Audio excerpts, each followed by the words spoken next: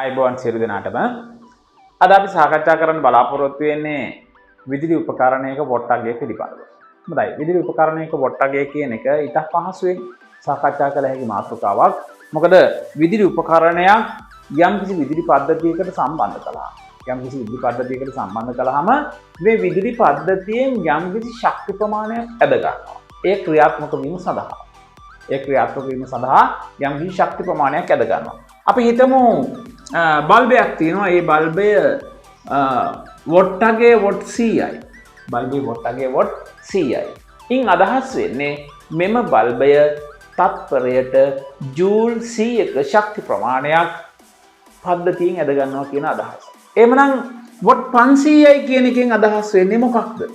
What 500යි කියන එකෙන් අදහස් වෙන්නේ එම උපකරණය යම්කිසි විදුලි උපකරණයක් තත්පරයට ජූල් 500ක විද්‍යුත් ශක්ති ප්‍රමාණයක් පද්ධතියෙන් ඇද ගන්නවා කියන කාරණාව. හොඳයි. ඒ විදිහට ගත්තොත් ඕනෑම විදුලි උපකරණයක වොට් අගය මේ විදිහට අපිට සඳහන් කරන්න පුළුවන්කම තියෙනවා. හොඳයි. එහෙමනම් දැන් ඔබට පැහැදිලි විදුලි උපකරණයක වොට් අගය කියන්නේ මොකක්ද කියලා. එතකොට සමහරු මේ විදුලි උපකරණ ගන්න ගියාම කඩවල වලට සමහර අවස්ථාවලදී බල්බ් එකක් වගේ ගන්න ගිය වෙලාවට මේක වොට්ද වෝල්ට්ද දන්නේ නැහැ. සමහර ලාවට මේ දෙකටම මැද වචනයක් කියන අවස්ථාව මම දැකලා තියෙනවා. හොඳයි. මේක නියමම වචනය මොකක්ද? වොට්. එතකොට සංකේතය මොකක්ද? W. සංකේතය මොකක්ද? W. සංකේතය W. එතකොට මේකට භාවිතා කරන වචනය මොකක්ද? වොට්. පැහැදිලි. හොඳයි. එහෙමනම් අපි ඊළඟට යනවා මාතෘකාවකට. මොකක්ද? බලශක්ති සංරක්ෂණය. මේක ඉතා වැදගත් මාතෘකාවක්. මොකද හේතුව ලෝකයේ මිනිස්සු ගත්තොත් මිනිස්සු දවසකට අති විශාල ප්‍රමාණයක් බලශක්තිය භාවිතා කරනවා. මේ භාවිතා කරන බලශක්තිය මිනිසා විසින්ම නිපදවිය යුතුයි. මේ මිනිසා විසින්ම නිපදවන මේ බලශක්තිය දෛනිකව පරිභෝජනය කරගෙන යනකොට කෙදිනක හෝ මේක ක්‍රමයෙන් අඩු වෙලා ක්ෂය වෙලා යනවා. ඒ නිසා අපි ඊළඟ පරපුරටත් ඉතුරු කර ගැනීම සඳහා බලශක්තිය සංරක්ෂණය කළ යුතුයි. භාවිතය අවම කළ යුතුයි. භාවිතය අවම කරන්නේ කොහොමද කියලා අපි භාවිතා නොකර සිටීම මින් අදහස් වෙන්නේ නැහැ. භාවිතා නොකර සිටීම මින් අදහස් වෙන්නේ නැහැ. හොඳයි. දැන් අපි නැවත වතාවක් මේ වොට් අගයට ගිහිල්ලා සූත්‍රිකා පහනක් පිළිබඳව මම ඔබට තිරේ දිස්සෙන්නට සලස්වන්නම්. සූත්‍රිකා පහනක්. මේ සූත්‍රිකා පහනක් වලින් මම මේ බලශක්තිය සංරක්ෂණය කරගන්නේ කොහොමද කියන කාරණාව මම ඔබට වැටහෙන්නට සලස්වන්නම්. හොඳයි. සූත්‍රිකා පහනක අපි සඳහන් කරනවා වොට් 100 සූත්‍රිකා පහන. මේක හොඳට බලා ගන්න. වොට් 100 සූත්‍රිකා පහනක් ගත්තොත් මේ සූත්‍රිකා පහනෙන් 100ට 60ක් තාපයේ හැටියට නිපද වෙනවා. 160ක් තාපයේ හැටියට නිපද වෙනවා. ඊළඟට 140ක් ආලෝකයේ හැටියට නිපද වෙනවා. හොඳයි. දැන් අපි ගත්තොත් මේ සඳහා අපි CFL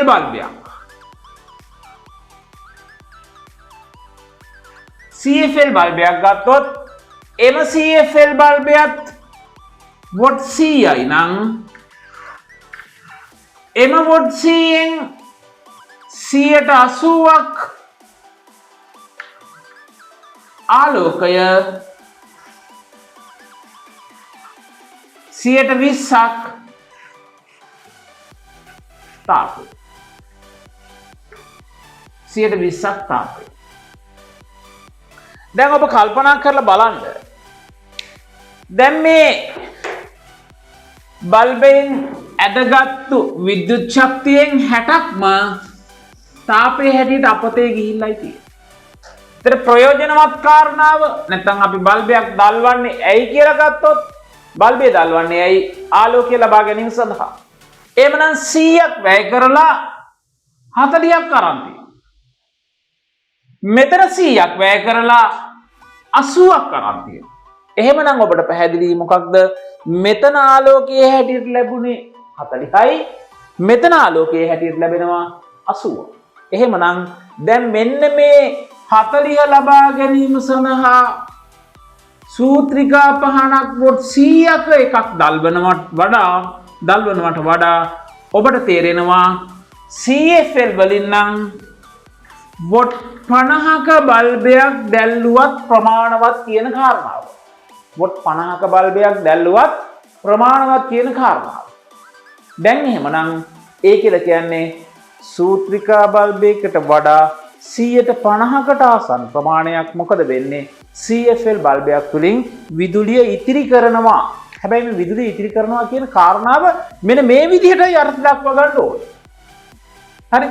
මේක වොට් 100යි නම් මේක වොට් 100යි නම් දෙකෙන්ම ඇද ගන්නා විද්‍යුත් ශක්ති ප්‍රමාණය සමානයි. හැබැයි මේ වොට් 100න් මෙයා 60ක් තාපය 40ක් ආලෝකය.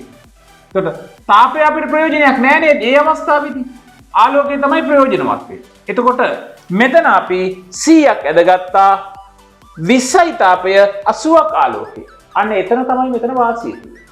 මේකයි පැහැදිලි කරගන්න ඕන කාරණාව.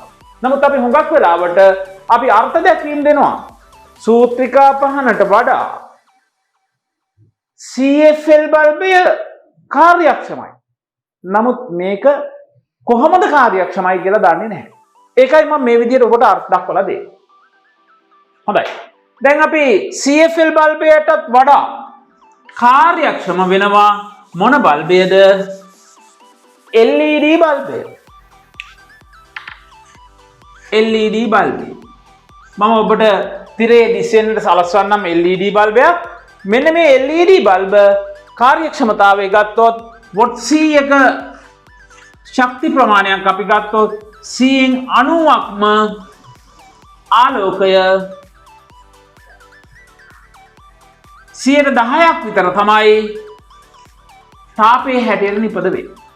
එහෙමනම් අපි වැය කරන විදුලි ප්‍රමාණයෙන් වැඩිමනත් ප්‍රමාණයක් මොකද වෙන්නේ? ආලෝකයේ හැටියට අපට ලැබෙනවා. එහෙමනම් සූත්‍රිකා පහනට වඩා හොඳයි CFL බල්බය. CFL බල්බයටත් වඩා හොඳයි මොකක්ද? LED බල්බය. හොඳයි. දැන් ඔබට පැහැදිලි බල ශක්තිය සංරක්ෂණය වෙන්නේ කොහොමද? අපි මේ අවස්ථා තුනේදීම විදුලිය භාවිතා කරලා තියෙනවා, ආලෝකය ලබාගෙන තියෙනවා. හැබැයි අඩු විදුලියක් භාවිතා කරලා වැඩි ආලෝකයක් ලබා ගන්න කොහොමද කියන කාරණාව පිළිබඳ ඔබට දැන් මේ කාරණයෙන් වැටහෙන්නට ඇති. හොඳයි. අපි ඊළඟට සාකච්ඡා කරමු තවත් විදුලි උපකරණයක් සම්බන්ධව. ඊළඟ උපකරණය අපේ නිවසේ භාවිතා කරන හොට් ප්ලේට් එක. මේ හොට් ප්ලේට් එකක් ගත්තොත් හොට් ප්ලේට් එකක් කියලා කියන්නේ ඒකේ තාපන දගරයක් තියෙනවා. මේ තාපන දගරේ රත් වෙනවා. ඊට උඩින් අපි භාජනයක් තියෙනවා. ඊට පස්සේ භාජනයේ අඩිය රත් වෙනවා. ඊට පස්සේ ඒකේ ආහාර ද්‍රව්‍ය හෝ නැත්නම් ජලය හෝ කිසියම් දෙයක් තියෙනවා. ඒක රත් වෙනවා. ඒක මේ පියවරෙන් පියවර රත් වේගන උඩට එනකොට සෑහෙන කාලයක් යනවා. ඒ වගේම තාප ශක්ති ප්‍රමාණයක් අපිට යනවා. හරි. මේ හොට් ප්ලේට් එකක් සාමාන්‍ය වොට් 2000ක් විතර වෙනවා. එතකොට මේ වොට් 2000කම තවත් උපකරණයක් තියෙනවා ඉන්ඩක්ෂන් කුකර් එක. මම ඔබට තිරේ දිස්වෙන්නට සලස්සන්නම් ඉන්ඩක්ෂන් කුකර් එකක්. මෙන්න මේ තියෙන ඉන්ඩක්ෂන් කුකර් එකක්. හොඳයි. මේක හොට් ප්ලේට් එකට වඩා වෙනස්. මේකේ තාපය උත්පාදනය වෙන්නේ තාපන දඟරයක් රත් වෙලා නෙවෙයි. එහෙනම් කොහොමද? මේකේ ඇතුලේ විද්‍යුත් චුම්බක ප්‍රේරණ ක්‍රියාවලියක් සිදු වෙනවා. දැන් මේක මත යකඩ භාජනයක් තියලා තිබ්බා. මේක මත ඇලුමිනියම් භාජන තිබ්බට රත් වෙන්නේ නැහැ. හොඳට මතක තියාගන්න ඕන. ඒතර යම් විදියකින් ඇලුමිනියම් භාජනයක් තියෙනවා නම් ඒ ඇලුමිනියම් භාජනේ අපේ රූපේ දිස්සනවා. මේ ඇලුමිනියම් භාජනයේ පතුලට සිදුරු සහිත යකඩ තහඩුවක් ගිල්වලා තියෙනවා. ඒතර මෙවැනි අඩියක් තියෙනවා නම් ඒත් ඇලුමිනියම් භාජනයක් තියන්න පුළුවන්. හැබැයි තනිකරම ඇලුමිනියම් භාජනයක් භාවිතා කරලා මේ ඉන්ඩක්ෂන් කුකර් එක උයන්න බෑ.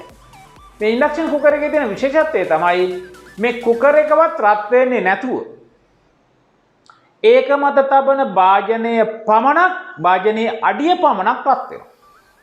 විද්‍යුත් චුම්බක ප්‍රේරණ මූලධර්මය භාවිතා කරලා. හැබැයි මේ උපකරණ දෙකම හොට් ප්ලේට් එකක් ගත්තොත් ඒත් වොට් 2000යි. ඉන්ඩක්ෂන් කුකර් එකක් ගත්තොත් ඒත් වොට් 2000යි. නමුත් ඒකට කියන්නේ පද්ධතියෙන් ඇද ගන්නා විදුලි ප්‍රමාණය දෙකේම සමානයි. නමුත් විශේෂත්වය තමයි ඉන්ඩක්ෂන් කුකර් එකේ තාපය අපතේ යන්නේ නැහැ.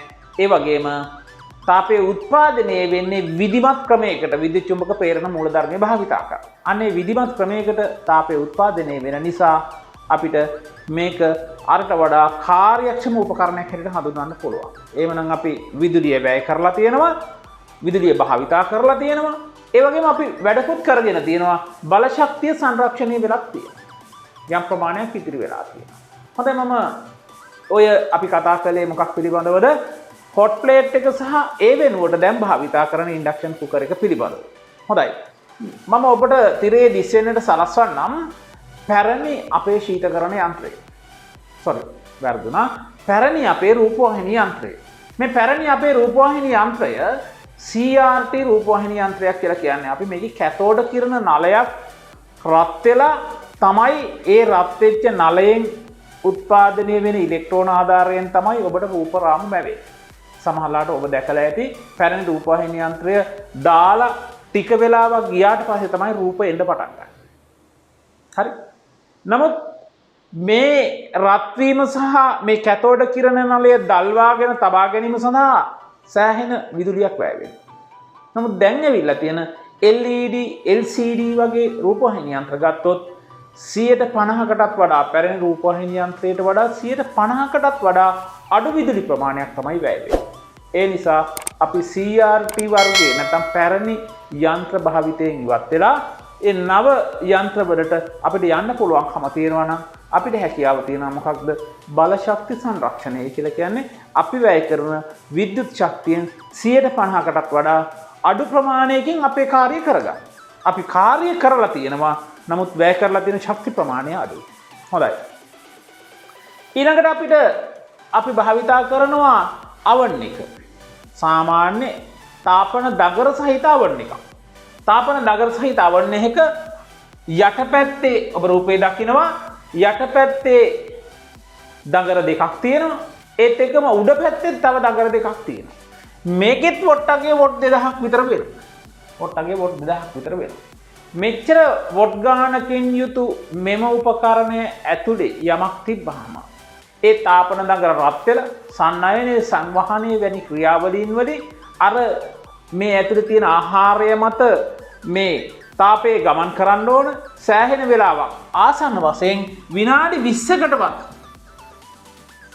ආසන්න කාලයක් යනවා. මොකක් වීම සඳහාද? මේ ආහාර ද්‍රව්‍ය රත් වීම සඳහා. අපි වතුර කෝප්පයක් තියලා තිබුණොත් මේ වතුර කෝප්පේ රත් වීම සඳහා විනාඩි 20කට ආසන්න කාලයක් යනවා. නමුත් මේ සඳහා භාවිතා කරන මම ඔබට රූපයේ දිස්වෙන්නට සලස්වන්නම් මයික්‍රෝවේව් උදුන. මේකේ තාපය උත්පාදනය වෙන්නේ තාපන දඟර වලින් නෙවෙයි. මේකේ තාපය උත්පාදනය වෙන්නේ විද්‍යුත් චුම්බක මූලධර්මයක් භාවිතයෙන්. විද්‍යුත් චුම්බක මූලධර්මය කියලා කියන්නේ මයික්‍රෝවේව්ස් නැත්නම් ක්ෂුද්‍ර තරංග. ක්ෂුද්‍ර තරංග මේකේ තියෙන මැග්නටෝනර් එකක්. මේ මැග්නටෝනර් එකෙන් ක්ෂුද්‍ර තරංග නිකුත් වෙනවා. මේකෙන් නිකුත් වෙන ක්ෂුද්‍ර තරංග මේ ආහාර මත වැදිලා ආහාරයේ අන්තර්ගත ජල අංශුන් වේගෙන් කම්පණය වෙන්නට සලස්වලා මේ කම්පණය වෙන අංශුන් නිසා තාපය උත්පාදනය වෙනවා. මෙන්න මේ ක්‍රියාවලිය සඳහා සාමාන්‍යයෙන් මයික්‍රෝවේව් oven එකකට නැත්නම් ක්ෂුද්‍ර තරංග උදුනකට සාමාන්‍ය උදුනකින් විනාඩි 20කින් කරගන්න කාරණාව මයික්‍රෝවේව් උදුනකින් විනාඩි 5කින් කරගැනීමේ හැකියාව තියෙනවා. ඉතින් එහෙමනම් අපි මෙතනදිත් අපේ කාර්යය සිදු කරගෙන තියෙනවා. වැය වෙන වොට් ප්‍රමාණය වොට් 2000ම තමයි. හැබැයි ඒ වොට් 2000 අපි විනාඩි 20ක් වැය කරනවා සාමාන්‍ය උදුනකදී. විනාඩි 5න් ඒ කාර්යම කරගන්න පුළුවන්කම තියෙනවා මයික්‍රෝවේව් උදුනකින්. හැබැයි සැලකිය යුතු එක කාරණාවක් තියෙනවා. මොකක්ද? දැන් අපිට කේක් එකක් වගේ සම්පූර්ණයෙන්ම කර වෙනකම්ම අවන් කරගන්න බෑ මයික්‍රෝවේව් උදුනේ. හරි. ඒක කියන්නේ මයික්‍රෝවේව් උදුනෙන් කරන්න පුළුවන් කාර්ය කීපයක් තියෙනවා. බැරි ටිකකුත් තියෙනවා. මතක තබා ගත යුතුයි ජලය අන්තර්ගත ආහාර ද්‍රව්‍යයන් පමණයි මින් පිස ගැනීමේ හැකියාව තියෙන්නේ. ජලය අන්තර්ගත ආහාර ද්‍රව්‍යයන් පමණයි. හොඳයි. දැන් අපි ඊළඟට සාකච්ඡා කරන්න යමු. ඊළඟ කාරණාව අපේ රයිස් කුකර් එක. රයිස් කුකර් එක මම තිරේ දිස්සෙන්නට සැලසුවා. රයිස් කුකර් එකක් රයිස් කුකර් එකකින් බත් එකක් උයනකොට සාමාන්‍ය රයිස් කුකර් එකක් වොට් 750ක් වෙනත වොට් 1000ක් වොට් 1000ක් විතර වෙනවා. මේ වොට් 1000ක විතර රයිස් කුකර් එකක් අපි බත් උයන්න සාමාන්‍ය විනාඩි 40ක් 45ක් ওই වගේ ආසන්න කාලයක් යනවා. දල වශයෙන් ගත්තොත් මෙම රයිස් කුකර් එකකින් බත් එකක් උයා ගන්න ආසන්න වශයෙන් ඒකකයක් විදුලි ඒකකයක් විතර වැය. විදුලි ඒකකයක් සඳහා රුපියල් 20ක් අය කළොත් එක් වතාවක් බත් තිවීම සඳහා රුපියල් 20 යනවා. හොඳයි.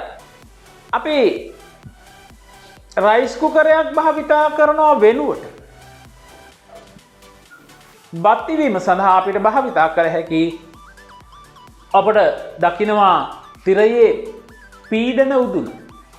කොහොමද පීඩන උදුනෙන් බත් උයන්නේ? මේ ගැටලුවක්. හරි? සමහරුන්ට මේක හැකියාව තියෙනවා. නමුත් මේකත් හරිම සරලයි. පීඩන උදුනට ජලය දමන්නේ රයිස් කුකර් එකට ජලය දමන ප්‍රමාණයමයි. හාල් දාන්නෙත් ඒ විදිහටමයි. හැබැයි වැදගත් දේ මොකක්ද? පීඩන උදුනේ පියන නිවැරදිව වසා ගැනීම පමණයි. පීඩන උදුනේ පියන නිවැරදිව වසාගෙන සාමාන්‍ය ගෑස් ලිපේ මේ පීඩන උදුන තියලා තිබ්බොත් විනාඩි 7ක් හෝ 8ක කාලයක් තුල මේකේ වාෂ්ප පිටවීම ආරම්භ වෙනවා. විනාඩි 7ක් හෝ 8ක කාලයක් තුල වාෂ්ප පිටවීම ආරම්භ වෙනවා. එවැනි 3 වාරයක් ඒ ආකාරයට 3 වාරයක් වාෂ්ප පිට වුණාට පස්සේ මේ පීඩන උදුනට අපි ගින්දර සපයන එක නැත්තම් මේ ගෑස් වලින් ගින්දර සපයන එක නවත්තලා දාලා මේක ඕෆ් කරලා දාලා විනාඩි 20ක විතර කාලයක් නිසල්මනේ තියෙනට සලස්වලා පියනේ නැත්තම් පීඩනේ ඉවත් කරලා අපි පියන ඇරලා ගත්තාම රයිස් කුකර් එකේ ඉව්වා වගේම බත් එකක් උයා ගන්න පුළුවන්කම තියෙනවා. හරි. එහෙමනම් අපි මේ සඳහා වැය වෙන ගෑස් ප්‍රමාණය ගණනය කරලා ගත්තොත් රුපියල් 2ක විතර ගෑස් තමයි මේ සඳහා යන්නේ. එහෙමනම් රුපියල් 20ක් වියදම් කරලා රයිස් කුකර් එකේ බත් වෙනවද? රුපියල් 2ක් වියදම් කරලා ප්‍රෙෂර් කුකර් එකේ බත් වෙනවද කියන තීරණය ඔබ සතු කාරණාවක් වෙනවා. හොඳයි. ඊළඟට අපි සාකච්ඡා කරන්න බලාපොරොත්තු වෙන්නේ නිවසේ තිබෙන ඔබගේ නිවසේ තිබෙන ශීතකරණ යන්ත්‍රය පිළිබඳව. ඔබගේ නිවසේ පැරණි ශීතකරණ යන්ත්‍රය ඇති තවමත් පැරණි ශීතකරණ යන්ත්‍ර නිවැරදිව ක්‍රියාත්මක කරනවා නම් දැන් හදිසියෙ ඉවත් කිරීමේ අවශ්‍යතාවයක් නැහැ. නමුත් දැන් ඇවිල්ලා ඉන්වර්ටර් තාක්ෂණයෙන් යුතු ශීතකරණ තියෙනවා. ඒතර ඉන්වර්ටර් තාක්ෂණය කියලා කියන්නේ ශීතකරණයේ සීතල වෙනකොට ඒ කම්ප්‍රෙෂරය ඇතුළු සියලුම මෝටර් වල වේගය ස්වයංක්‍රීයව පාලනය වෙන පරිපථයක් සහිත ශීතකරණයක්. එතකොට මෙම ශීතකරණයේ තියෙන විශේෂත්වය තමයි මෙම ශීතකරණයක් සාමාන්‍ය ශීතකරණයට වඩා 50%කට ආසන්න ප්‍රමාණයක් විදුලිය ඉතිරි කරනවා. ඒ කියන්නේ මෙම ශීතකරණය ක්‍රියාත්මක වෙලා සීතල වුණාට පස්සේ මේ උපකරණවල වේගයේ අඩු වේගන ගිහිල්ලා එක්තරා අවස්ථාවක සම්පූර්ණයෙන් නැවතිලා යන අවස්ථාවක් තියෙනවා. ඒකට මේ ඉන්වර්ටර් ශීතකරණයක් භාවිතා කිරීම ඉතා වැදගත්. ඒ වගේම මේ සඳහා අපි දැන් ඇවිල්ලා තියෙනවා R600A කියලා ගෑස් වර්ග. මෙන්න මේ ගෑස් වල කාර්යක්ෂමතාවයත් පැරණි ගෑස් වලට වඩා ඉහළ අගයක් ගන්නවා. ඒ නිසා R600 වගේ ගෑස් එකක් භාවිතා කරලා තියෙන ඉන්වර්ටර් තාක්ෂණයෙන් යුතු ශීතකරණයකට ඔබට යන්න පුළුවන්කම තියෙනවා නම් මෙම ශීතකරණයකින් ලැබෙන වාසි බොහොම ඉහළ වෙනවා. හොඳයි. ඊළඟට අපි සාකච්ඡා කරමු ගෙදර තියෙන රෙදි සෝදන යන්ත්‍රය සහ විදුලි ස්ථිරිකය වගේ කාරණා පිළිබඳව. අපි බොහෝ අවස්ථාවල් වලදී රාත්‍රී කාලයේදී අපිට අත්‍යවශ්‍ය ඇඳුමක් නම් මේක හොදලා ඊට පස්සේ උදේට මේ තෙතරේදී අයන් එකෙන් මැදලා තමයි ඇඳගෙන යන්න උත්සාහ කරනවා. හොඳයි. අපිට හැකියාවක් තියෙනවා නම් මේ අවන් මොනවාද විදුලි ස්ථිරිකයේ වොට් 750ක් හෝ වොට් 1000ක් විතර වෙනවා. මේ 1000ක් හෝ 750ක් වියදම් කරනවට වඩා අපිට වොට් 50ක විතර විදුලි පංඛාවක් භාවිතා කරනවා. රාත්‍රී කාලයේදීම මේ හොදලා තියෙන ඇඳුම් ටිකට අපි වෙනම රැක් එකක් හදලා ඒක සකස් කරලා මේ විදුලි පංකාව දාලා තියෙනවා නම් එළිය වැටෙනකන් දාලා තිබුණත් අර උදේ අයන් එකට යනවා තරම් විදුලියක් යන්නේ නැහැ රෙදි ටික පහසුවෙන් වේදෙනවා. ඉතින් මෙන්න මේ වගේ උපක්‍රමශීලී වෙලා අපිට විදුලිය පිරිමසා ගැනීමේ හැකියාව තියෙනවා. හොඳයි. එවනම් අපි ඊළඟට වායු සමීකරණය යන්ත්‍ර ගත්තොත් ඊළඟ අපේ වායු සමීකරණ යන්ත්‍ර ගත්තොත් වායු සමීකරණත් ඊටාත්ම ඉහළ විදුලියක් පරිභෝජනය කරන නිවසක අන්තර්ගත උපකරණයක්. ඒකටත් අපේ පැරණි වායු සමීකරණ යන්ත්‍රවල විදුලිය පරිභෝජනය ඉතා ඉහළයි. නමුත් අලුතෙන් ඇවිල්ලා තියෙනවා ඉන්වර්ටර් තාක්ෂණයෙන් යුතු වායු සමීකරණ යන්ත්‍ර. ඒ වගේ විදුලි පරිභෝජනය පැරණි යන්ත්‍රවලට වඩා 50%කටත් වඩා අඩුයි. ඒ නිසා ඔබට හැකියාවක් තියෙනවා නම් මේ ඉන්වර්ටර් තාක්ෂණයෙන් යුතු වායු සමීකරණ යන්ත්‍ර, ශීතකරණ යන්ත්‍ර ඇතුළු මේ උපකරණ වලට මාරු වීමේ හැකියාවක් තියෙනවා නම් ඔබට මේ විද්‍යුත් ශක්තිය සෑහෙන ප්‍රමාණයක් ඉතිරි කරගන්නට හැකියාව තියෙනවා. හොඳයි. මීට අමතරව සූර්ය ශක්තියෙන් ඔබේ නිවස බල ගන්නවන්න පුළුවන් නම් ඊට වඩා බොහෝ දේ කළ හැකි. හොඳයි. මේ පිළිබඳව ඔබට තවත් විශේෂ කරුණු විශාල ප්‍රමාණයක් අන්තර්ගත මගේ රූපවාහිනී වැඩසටහන් තියෙනවා. ජාතික රූපවාහිනී ඉදිරිපත් කරන ලද වැඩසටහන්. මට හැකියාවක් නෑ මේ MTech නාලිකාවට එම රූපවාහිනී වැඩසටහන් අන්තර්ගත කරන්නට. හේතුව නීති අනුකූල ගැටලු තියෙනවා. ජාතික රූපවාහිනියේ විකාශනය වුණු වැඩසටහනක් අපිට තවත් නාලිකාවක විකාශනය කිරීමේ හැකියාවක් නැහැ. ඒ නිසා මම මේ වැඩසටහන අවසානයේ ඔබට එම ලින්ක් එකට යන්නේ කොහොමද? නැත්නම් ඒ වැඩසටහන නිරීක්ෂණය කරන්නේ කොහොමද කියන එක පිළිබඳව මම ඔබට මෙහි සඳහන් කරන්නම්. ඔබට හැකියාවක් තියෙනවා නම් එම නාලිකාවට ගිහිල්ලා මගේ නමින් රොෂාන් මුතුකර කියන නමින් නාලිකාවක් තියෙනවා. ඒ නාලිකාවේ වැඩසටහන් සියල්ල අන්තර්ගතයි. ඔබට ඒ වැඩසටහන නිරීක්ෂණය කරලා මෙම කාරණා ටික වටහා ගන්නට පුළුවන්. ඒත් එකම ඔබට සඳහන් කළ යුතුයි මෙම විෂය කරුණු ටික ඔබේ සාමාන්‍ය පෙළ විෂය නිර්දේශයට අමතර යමක් තිබුණා.